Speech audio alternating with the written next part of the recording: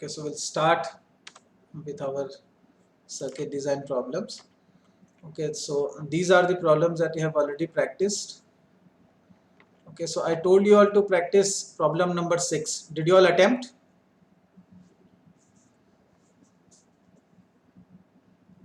Okay, no. Fine. So I'm just reading it out for you. Yes, tell me. It was not present. It was not present in YouTube actually, and I forgot to write down it in class. No, but Actually, I was looking for. but this PPT I shared it with you, na? In the group. Sorry, I forgot to download the slides.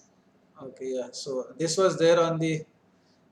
I had posted in the group just after the class itself. Okay, and highlighting this PPT itself, I had asked you all to just solve problem number 6. Anyway, so just read the question and try to attempt first. Okay, then I will chip in with it. What is the difference? You first try to attempt.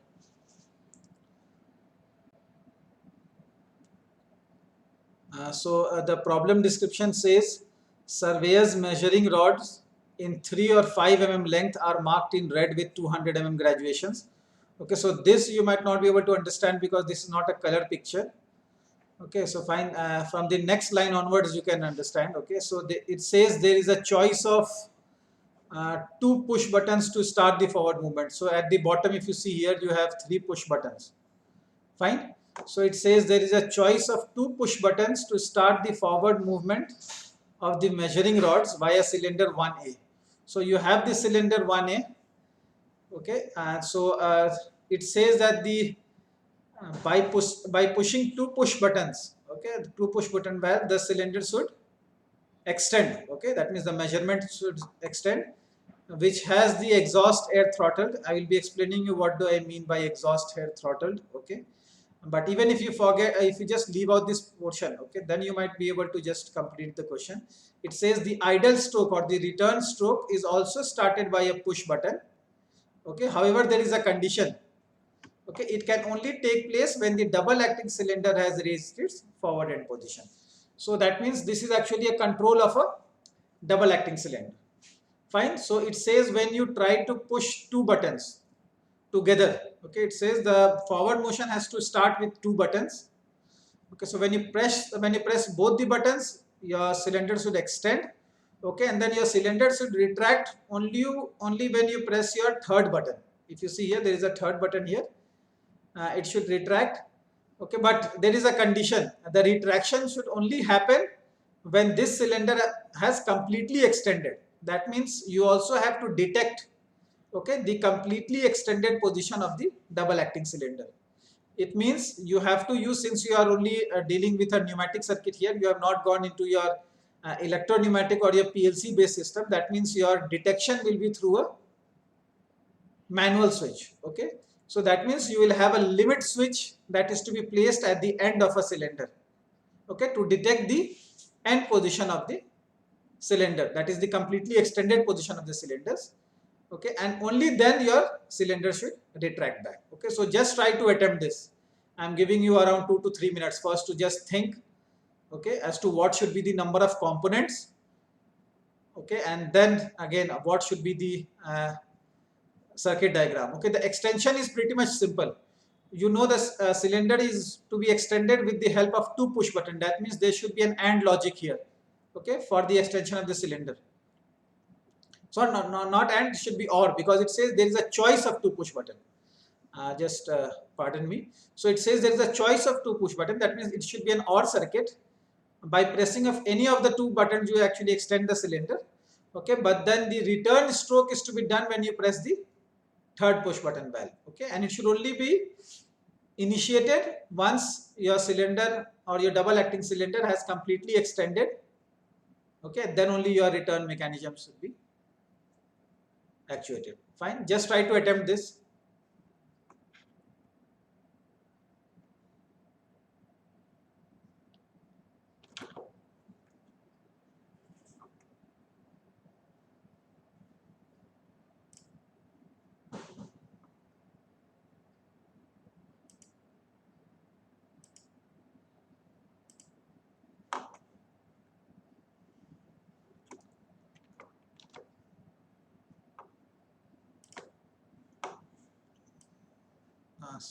Is my screen visible? Yes, sir. Okay. So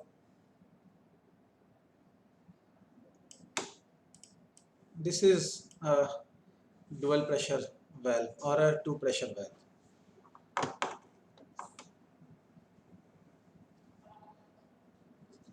Right. So you all just to start, I will be drawing the basic circuit for you all.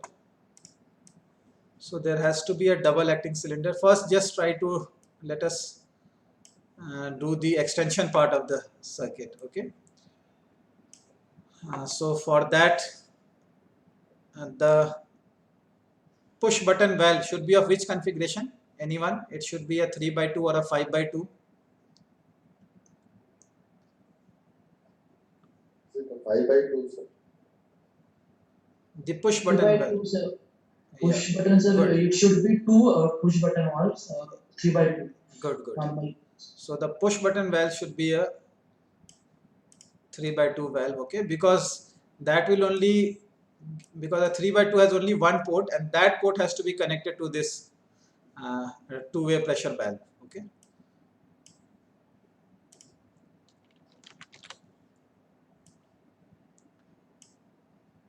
Sorry, this would not be a, this should be an OR valve, right? Because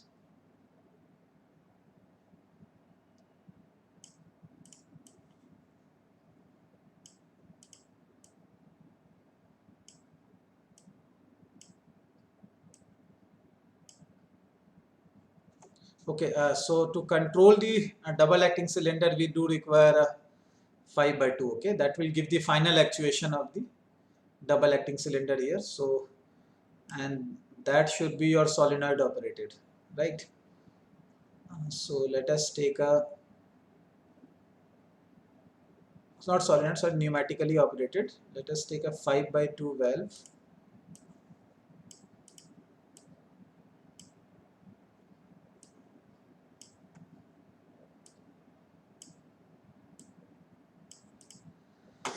Right, so just let us check this much part of the circuit.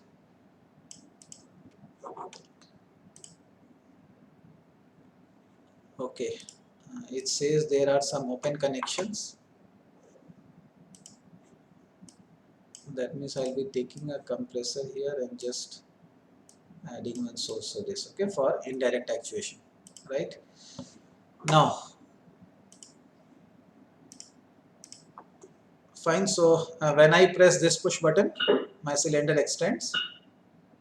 Okay, right now it has not retracted back because see, the 5x2 double solenoid valve is actually a memory valve.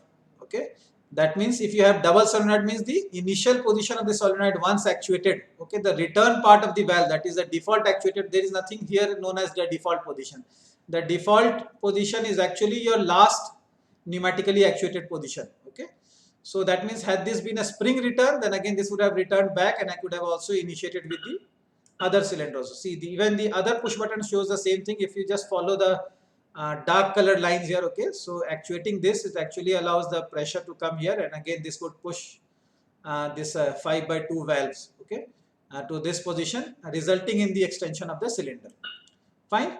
Now, what do we have to do? We have to actually plan the return circuit. Okay, so the question says the return motion should also be actuated by a push button. Okay, that is a third push button. Okay, so see, now if you just try to put like this, okay, then see this is also partially correct. Okay, why it says? Because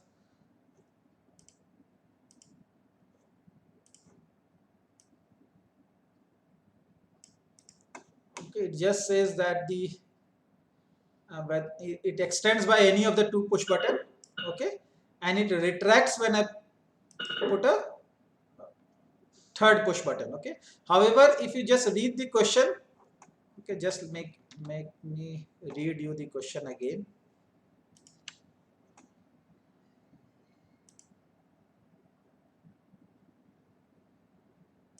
Okay, so yes, the question says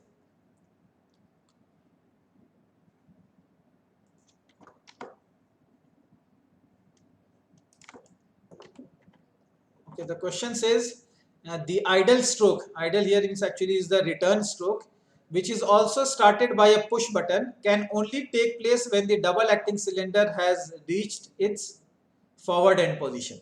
Okay, that means whatever circuit that we have drawn currently, okay, this does not ensure the another condition for returning. Okay, so there are two conditions for returning. One is the started by a push button, so this is the first condition.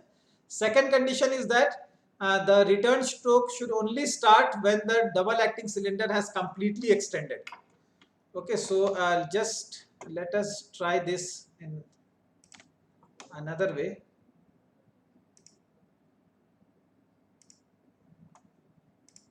Fine, so see, suppose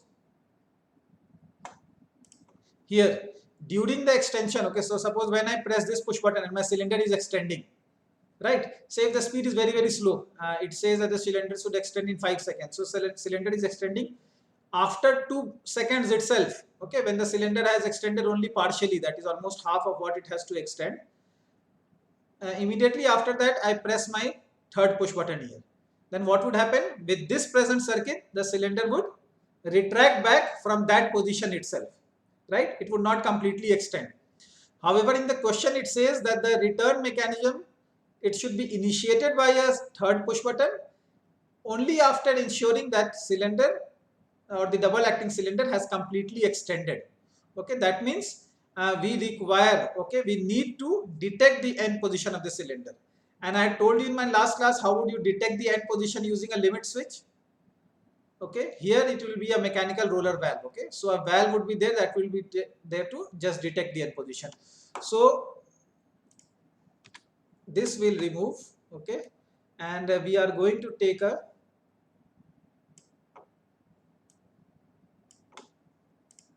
three by two roller valve here. Okay, fine. Just let me make the circuit appear. Now I think it is more visible, correct? So this is the roller valve. Fine.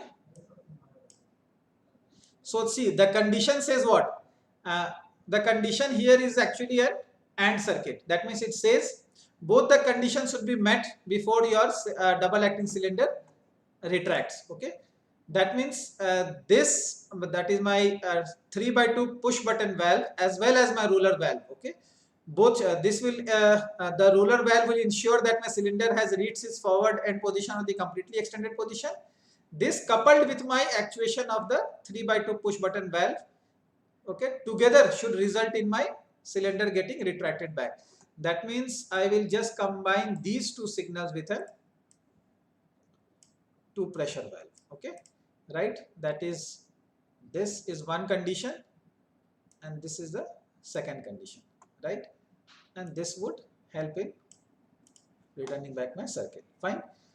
Now still this roller valve actually technically it has to be placed at the if you make the actual diagram, okay, consisting of all the cylinders and this, then this roller valve is actually placed here in this part, okay, to detect the complete. So once you make the cylinder completely extended, okay, say suppose this is the cylinder, it has extended and you have measured, okay, this is the place where my cylinder piston rod is extending, okay, in its completely extended position till it is in this position that it is reaching.